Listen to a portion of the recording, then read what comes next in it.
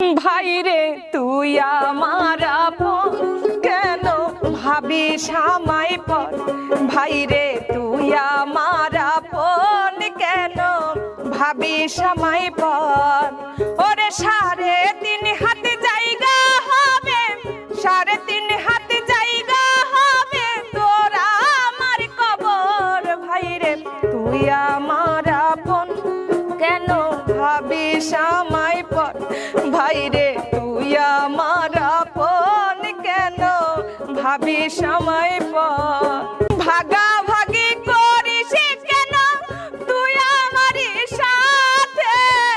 বাজান মরার আগে আমায় দিল তোর হাতে। বাবার সম্পদের লাগি করিস ভাগাভাগি, বাবার সম্পদের লাগি